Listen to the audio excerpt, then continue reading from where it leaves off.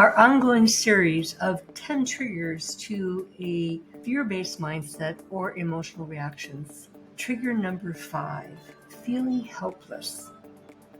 Well, feeling helpless is a natural human emotion, but remember, you do have the power to regain control and empower yourself.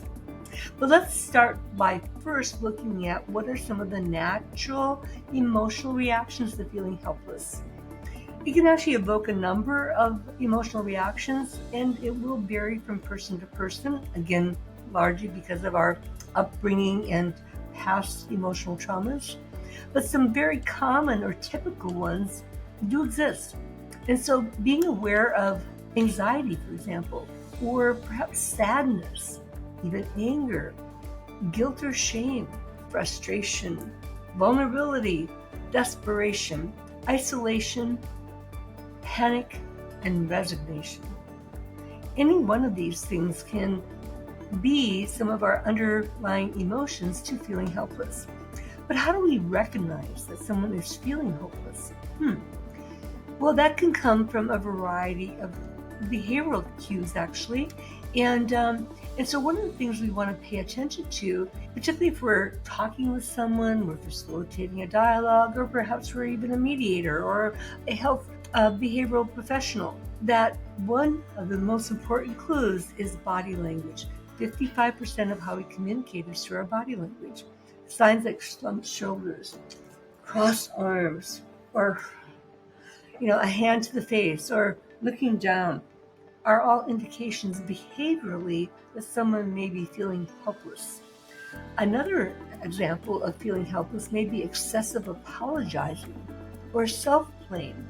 It's all my fault. Oh, I'm so sorry. I'm so sorry. Or frequent sighing or heavy breathing. Or people who are minimally or actively disengaged. Or another thing that I've noticed, particularly in mediating conflict disputes, is repetition of the same points.